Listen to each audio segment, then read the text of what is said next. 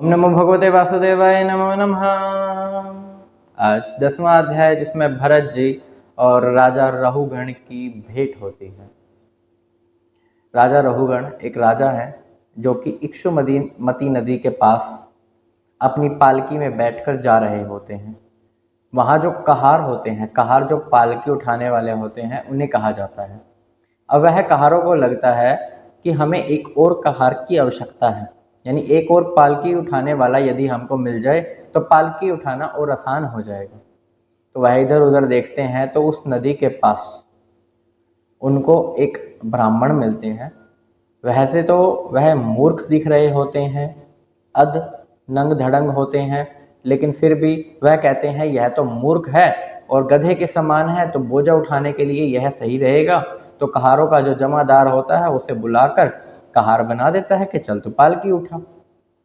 लेकिन वह यह बात नहीं जानते कि वह ब्राह्मण और कोई नहीं, वह तो स्वयं भरत जी हैं। और भरत जी तो ब्रह्म तेज से संपन्न है। वो अलग बात है कि अभी उनका वो ब्रह्म तेज छिपा हुआ है। वो आत्मा में रमण करने वाले हैं, इसलिए उनके योग्य कार्य ना होने के कारण भी उन्होंने पालकी उठाना स्वीकार किया और कहा कि मैं पालकी उठा लूँगा। अब वह पालकी उठाकर चलने लगे, लेकिन उनकी जो चाल है और बाकियों की चाल है वह मैच ना करे, वो तालमेल मिले ही ना। ऐसा इस कारण से क्योंकि जो भरत जी है वह सभी का देख के चलते हैं, चाहे जमीन पे चलने वाले जीव ही क्यों ना हो। तो उनकी यही सोच थी कि जो जीव हैं जो जमीन पर चलते हैं, कहीं कोई मेरे पैर के नीचे आके मर ना जाए, तो वह बड़ा एक एक कदम सोच सोच के रखते, देख देख कर रखते, अपनी आंखों को बाण बनाकर। जब वह चल रहे होते तो कभी धीरे हो जाते, कभी दाएं चलते तो कभी बाएं चलते। तो ऐसा करने के कारण बाकियों के साथ तालमेल नहीं हुआ और पालकी गई उलट पुलट, यानी कि टेढ़ी मेढ़ी होने लग गई, गिरते गिरते बची। अब राजा रहुगण वह अंदर से आवाज मारते हैं, अरे कहारो तुम मूर्खों को हुआ क्या है।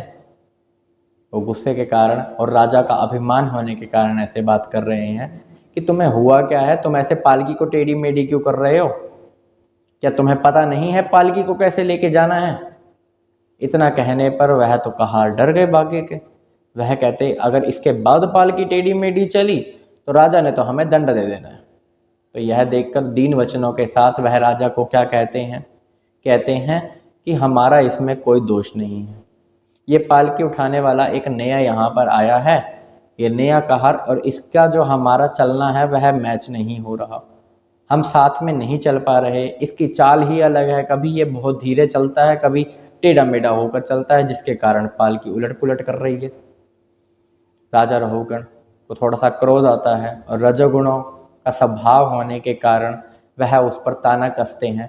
कहते हैं तुम तो बड़े हष्ट पुष्ट दिख रहे थे उस समय, लेकिन लगता है तुम हष्ट पुष्ट हो नहीं, तुम्हारा यह जो शरीर है यह तो नाम मात्र लग रहा है, तुम्हें तो बुढ़ापे में जकड़ा हुआ है। ये बाकी कहार क्या कर रहे हैं, ये तो आराम कर रहे हैं सारे रास्ते से, केवल तुम ही तो पूरी की पूरी पालकी उठाकर जा रहे हो, सारा काम ही तुमने करा है जो तुम इतने आलस और थकान के मारे भरे पड़े हो।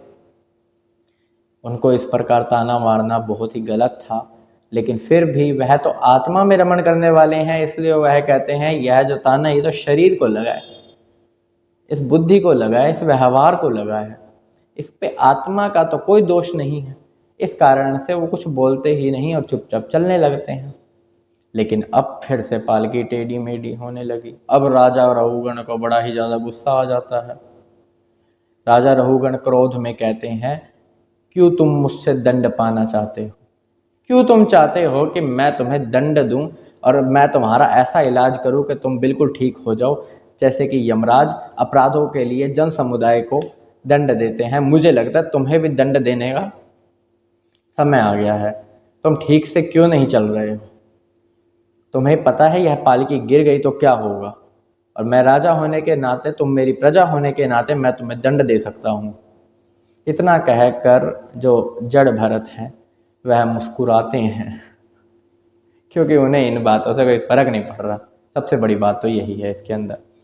अब वह मुस्कुराते हैं और वह कहते हैं कि तुम किसको दंड देने की बात कर रहे हो, तुम्हारी जितनी भी बातें कही हैं, जितने भी तुम्हारे उल्हाने थे, ये सब यथार्थ है, व्यर्थ है, किसी काम के नहीं है।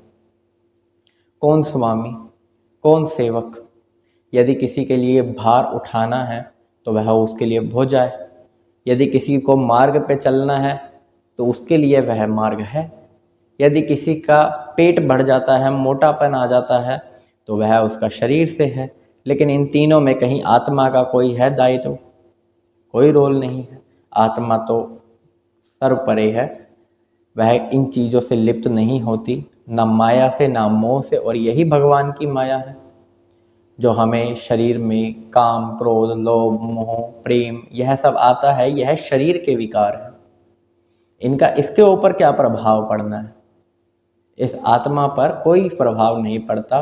तो यह जो मुझे लगता है कि जो व्यवहार है कि मैं तुम्हारी पालकी उठा के चल रहा हूँ और तुम अंदर बैठे हो, तो तुम राजा हो मैं प्रजा हूँ, यह तो व्यवहार के कारण हो रहा है। इसमें आत्मा का किसी प्रकार कोई दोष नहीं है। यह तो तुम्हारा मानना है कि तुम अपना राजा हो और तुम्हारा ही मानना है कि मैं दास हूँ, लेकिन ना मैं सेवक हूँ और ना तुम राजा हो। तुम कौन हो, मैं कौन हूँ, हम दोनों के अंदर वह जीवात्मा ही तो है। इतनी ज्ञान की बातें उनकी वेशभूषा को देखते हुए राजा तो आश्चर्यचकित रह गए। और एक और जड़ भरत क्या कहते, और कहते कि तुम फिर भी मुझे कोई दंड देना चाहते हो, शिक्षा देना चाहते हो, तो यूँ मान लो कि पिसे हुए को ही पीस रहे हो, जिसका कोई अर्थ नहीं है। एक चीज़ पिस गई तो उसको दोबारा पीसने का क्या कारण? तो वह व्यर्थ है उनको शिक्षा देना। वह कहते मुझे दंड देने का कोई लाभ नहीं होगा तुम्हें। पालकी में बैठे बैठे सोच विचार करने लगी, यह तो गलत हो गया, यह तो कोई ब्राह्मण देवता लग रहे हैं, मुझे पता नहीं किसके अवतार हैं। इतनी ज्ञान युक्त बातें इन्होंने मुझसे कही, मैं तो हैरान हो गया। वह तो पालकी से उतरे और उनके चरणों में पड़ गए, माफ़ी मांगने लगे और कहने लगे, कहीं आप दत्तात्रेय तो नहीं, भगवान विष्णु के अवतार? कहीं आप कपिल देव जी तो नहीं, जो ज्ञाना अवतार विष्णु भगवान के थे? यदि मुझसे कोई भूल हुई है तो मुझे क्षमा करना, क्योंकि मैं किसी चीज़ से डरता नहीं हूँ, चाहे वो महादेव का त्रिशूल हो, चाहे इंद्र का वज्र हो, चाहे वायु हो, अग्नि हो, जल हो, आकाश हो, मैं किसी चीज़ से नहीं डरता। केवल ब्राह्मण कुल का अपमान करने से मुझे बहुत डर लगता है। कहीं आप उन ब्राह्मण कुल से तो नहीं हैं? मेरे अपराधों को क्षमा करना। आप कौन हो, आप किसके पुत्र हो, कृपया करके मुझे बताइए। मैं भी कपिल देव जी के पास ही जा रहा था यह प्रश्न पूछने के लिए कि इस संसार में शरण लेने योग्य कौन है, लेकिन आपने जो यह बातें कही हैं यह मुझे ही गलती लगी थी, क्योंकि मैं आपकी वेशभूषा को देख रहा था, आपके बाहरी रूप को देख रहा था, लेकिन अंदर से तो आपने बहुत ही ज्ञानायुक्त बातें करी हैं। इतना सब होने के बाद वह उनसे कहते हैं कि आपने जो जो बातें कही उसमें भी मुझे कहीं ना कहीं परेशानी है, वो मेरी समझ में ज़्यादा नहीं बैठी। आपने कहा कि आत्मा पर इसका कोई प्रभाव नहीं पड़ता, लेकिन सुनिए, जैसे बटलोई होती है, उसके अंदर जल भर दिया, उसमें चावल रख दिया, अब वह बटलोई लगा लीजिए कि अपना शरीर है, और जो अग्नि जलेगी वह बाहर के रूप है, और जो आत्मा है वह चावल है। अब बटलोई को आग लगेगी, पानी उबलेगा, चावल का अंदर का हिस्सा पिसेगा, पिसेगा नहीं पिघलेगा, कि वह पिघलेगा और चावल नरम हो जाएगा।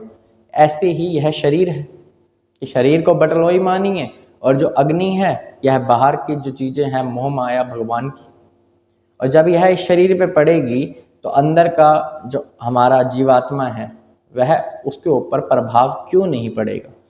तो मेरे को इस बात में शंका है, तो आप मेरी यह शंका भी दूर कीजिए।